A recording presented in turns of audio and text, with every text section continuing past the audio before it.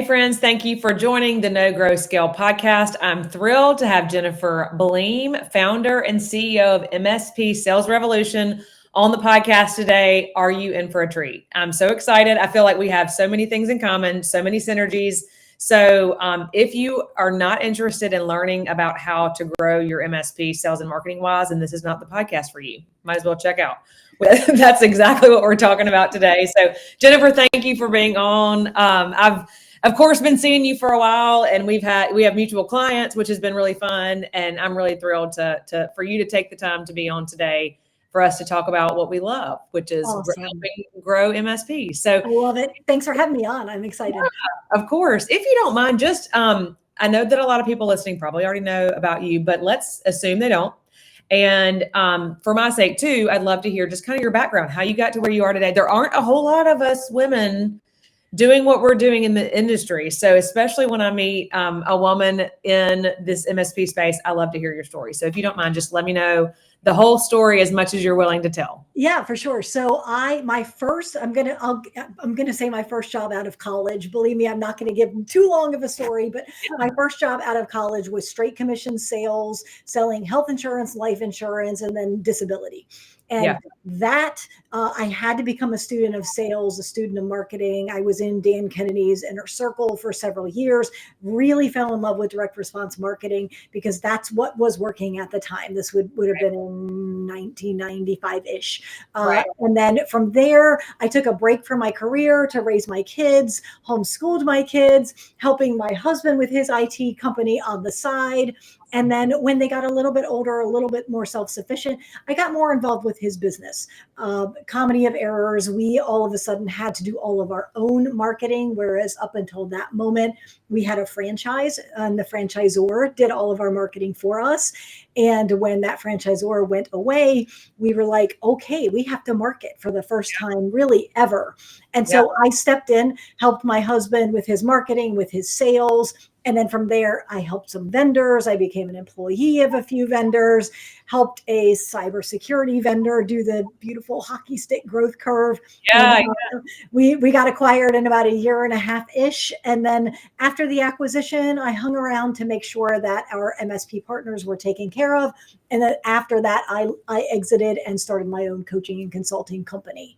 So that's the last 25 years in 3 minutes. And I feel like anybody who does what, who's kind of in the space doing what we're doing, that you have to have a season of bootstrapping. I mean, that is really, when putting food on the table for your family, it means having to figure it out. The path to get there is much shorter because you have and maybe it's not shorter, but it definitely you are dialed in. Yes. And you're definitely focused on, the task at hand versus experimenting and trying, which of course we do our share of. So I think that's really cool. I think that really says a lot and helps me understand kind of how you did get to where you are today because of your background. So that's awesome.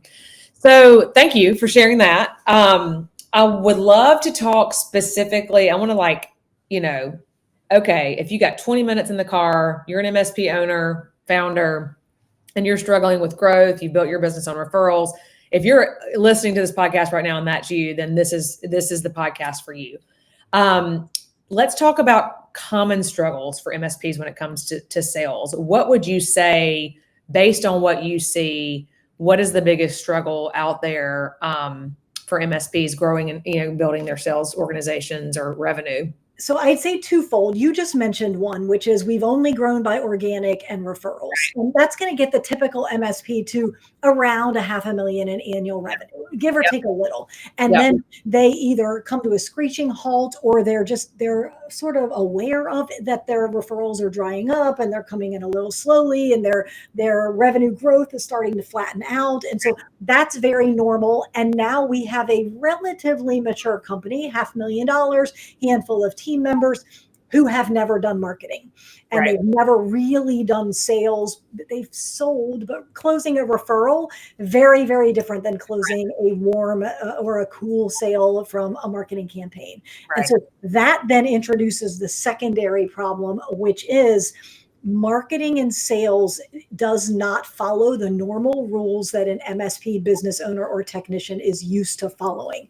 And what I mean by that is if you're a technician or you were a technician, maybe now you're an owner, you're used to very binary systems. You're used to very, like, we're troubleshooting something, and if it's not this, it must be that. And barring a broken hard piece of hardware, which really doesn't happen much anymore, your system is pretty stinking it's predictable. I'm going to do this and it's going to create this result. Right. When we shift over to the sales and marketing world, it's all about trial and error. And there is no trial and error on the IT side. It's like, it's got to be right because my client's going to be uptime. And so that shifting back to, I call it high school science class, where we have a hypothesis. Hopefully it's based in reality, but maybe not. If you've never done this before, we have a hypothesis. We do a marketing campaign to test the hypothesis, and it gives us data.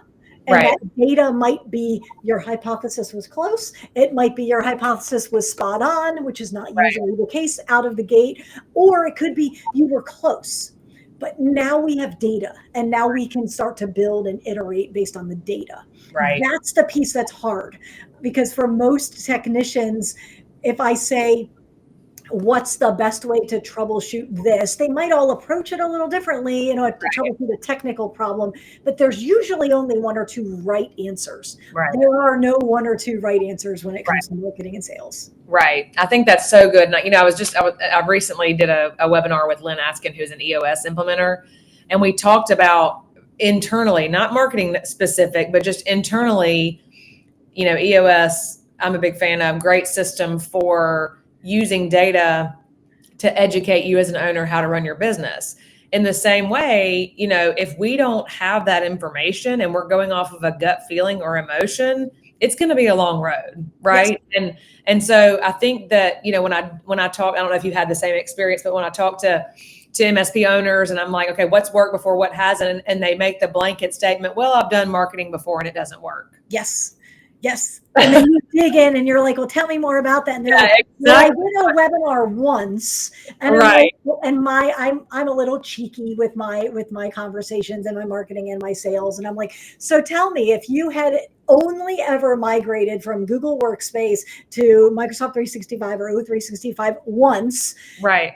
And that determined everything you now believe about that migration path, would you still have a business? I might start using that. That's so good. That's really good. It's all good. Just come back and tell me how well it works, because I like to hear. It'd be good to compare notes. That's right. Yeah, that's so true. And I think that and it is easy, I believe, because as an MSP owner, you have seen that referrals are a great way to generate leads. But you have to make the choice. One, it's not always predictable. Yes. Two, from a how many, you can, when you have marketing data and those analytics, you can dial in some predictable metrics for growth and lead generation. But, from referrals, you really can't do that. And so you have to make a choice. Am I willing to invest in a long-term growth plan, or do I want to keep myself at the office or working until the wee hours of the night? That's kind of where you get. Yes. Can I ever take a vacation, or am I married to my job? Right. So good. So if you were sitting here face to face with an owner of a managed services provider business, what would be your single best tip? Maybe for an MSP who can't seem to move the needle revenue wise, like they've been sitting stalled for a period of time, years even, what would you say? So I would tell them to start tracking their activity. It's very similar to when you go on a diet or a fitness journey. Yeah. A lot of the coaches, they don't even tell you to change anything. And there's actually a law, I don't know the name of it, I don't recall, but literally by tracking what I'm eating, I'm not stuffing my face full of Doritos anymore. Right. Maybe that's what I was doing last week, but it's not what I'm doing this week because I have to keep a log. And it's amazing how I talk to business owners and I'm like, okay, just keep a log of everything you're actively doing. I do put the emphasis on that. So API integrations, copy and paste Canva graphics, that doesn't count, but like actively marketing. How are you making people aware of you? Are you going to networking events? How are you building your list and nurturing that list and making offers to the list? And often they come back to the table after 3 or 4 weeks and they say, I'm not doing as much marketing as I thought I was. Yeah. I'm doing busy work, but it's not getting me the results that I want. And so it's just that simple, the visibility to get it in front of you and say, okay, but how much effort are you really putting forth? And it's not that they're lazy by any stretch. They're juggling a lot. They have a lot of balls that they're juggling, but they just don't know what to do. And if I said, okay, it's Monday morning and it's your designated 2-hour block to market today or this week, what would you do? Most MSPs have no idea. Right. Where do you start? Yeah. Where do I start? I have no idea. And how do I measure this? And when all of the questions kind of come and collapse to the top. Right. And just like with any industry, I know that we've discussed this before, so I know that we're on the same page here for sure. But just like with any industry, you're going to have stuff in your inbox every day. People, my dad's an attorney, so he'll often send me, emails from marketers saying, what do you think about this? What do you think about this? And I know it happens, of course, in our industry too. People selling, quick fixes and, those 24 hours, 24 leads, et cetera, et cetera. So, I think that it's probably really easy for someone like you just described to really get distracted with all of the different, because just like there is for their clients, a business owner who's looking for a managed services solution, there are a lot of moving parts to it. There are a lot of things to consider. And, I'm a big fan of, working hard to be omnipresent, to be everywhere. But that doesn't happen overnight, and that is difficult to do. So you definitely need somebody, whether it's me or Jennifer or not, you definitely need somebody who is willing to do more than that one quick fix or that one thing, one small piece of your sales and marketing growth solution to really do it comprehensively. And I think the other piece that's important is to really educate yourself when it comes to marketing, because I'll talk to business owners who say, I'm really not good at marketing. And I'll say, okay, but how many hours in the last year or 5 years have you put towards getting better at it? And usually the answer is almost none. Right. And so then the unfortunate thing is that they're then prime for a less than honest salesperson to feed off of their hope. And that's really what any of us sell, whether you're listening to this or Laura and I, we sell hope. Hope of a better future. MSPs are like, we are going to mitigate your risk. We don't usually say we hope you're not going to get a ransomware attack, but that's really what we're selling is hope.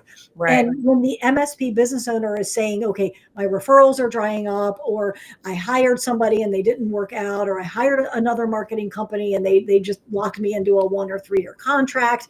And now I don't know what to do, but I still have hope that there's something out there.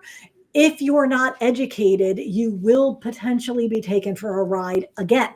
So become educated enough that you can at least tell, am I getting top of funnel? Am I getting bottom of funnel? Are there guarantees? Are there no guarantees? At least become a savvy buyer. Yeah, that's so good. So good. So we know that this market is saturated. We know that everyone listening probably has that competitor or competitors that they think about whenever they think about marketing their offer in their market or nationally. So what strategies can MSPs use to really differentiate themselves, in your opinion, in a crowded space? So you actually mentioned one. You mentioned EOS. So let's take a step back and let's talk about EOS, because sometimes it's easier to see facts when it's not our own business. If we take a look at EOS, if you're familiar with it, they have what I call the Trivial Pursuit playing piece. Like it's a round circle with, I think, 9 different pieces of the puzzle.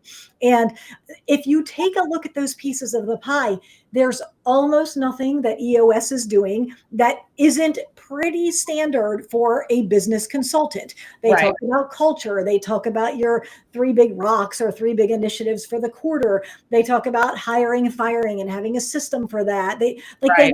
they aren't doing anything unique. Right. What they have done a masterful job at, and this is where I would apply it to MSPs, is they have their company way. And so Yeah. if you just Google EOS and you go to the image search, you're going to get flow charts. You're going to get that puzzle piece, that Trivial Pursuit playing piece. You're going to get charts and graphs and downloads.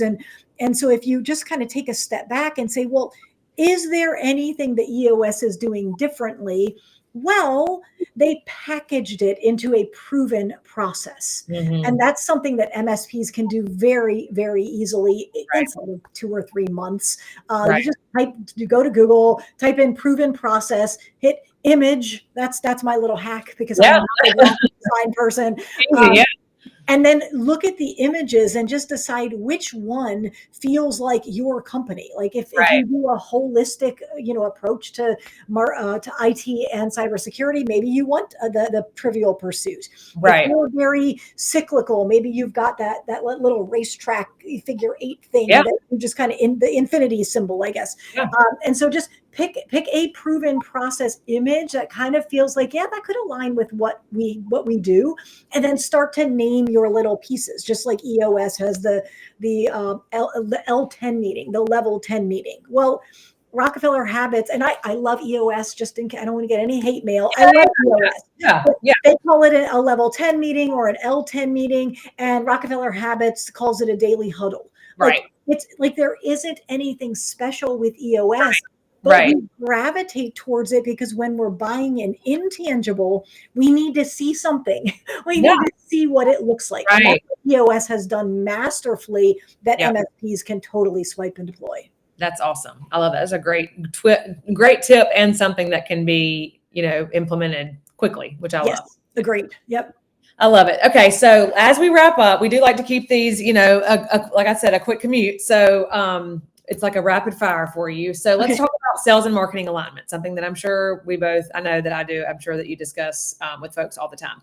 Yes. What would you say? A lot of times we have MSP clients who they don't have sales teams yet, or they don't have like fully baked sales teams yet. So it's more maybe a salesperson, marketing coordinator at best, or marketing agency. What is the most important advice you can give someone leading sales and marketing, or an owner that's building a sales and marketing team that can help us get better aligned with those 2 teams, or maybe it's one person, or just making sure that we're all rowing the same boat there? Yes. Okay. So I would start with sales, and I would say, what does my sales process look like? And I kind of pictured in my head sort of a top to bottom type of process.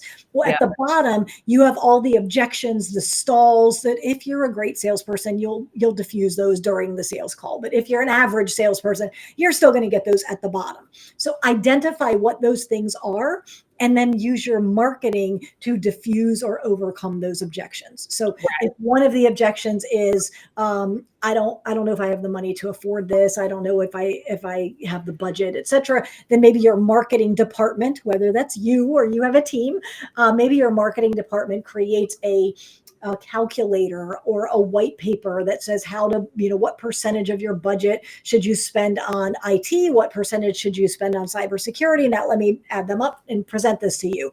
That's also one that you could redo every year, which is really good from an SEO perspective. So I would reverse engineer and say, what's stopping me from getting more revenue? All of those objections. And then what can we do on the marketing side to diffuse those objections? Yeah. Love it. I think that's great. What a great just handful of tips, actionable tips that someone could take today and start building their sales and marketing organization. Jennifer, if someone is interested in learning more about what you do and having a chat with you, where would they find you? Go to my website, mspsalesrevolution.com. There's information on me, my coaching group, my best-selling book on sales. So all the things out on the website. Awesome. Love it. And of course, you can find us at thebusinessgrowers.com. Thank you, Jennifer. I appreciate you taking a few minutes of your day to help all of our listeners understand better about how we can get rowing in the same direction from a sales and marketing standpoint and doing our best going into 2025, especially. So thanks so much. I appreciate you joining the No Grow Scale podcast.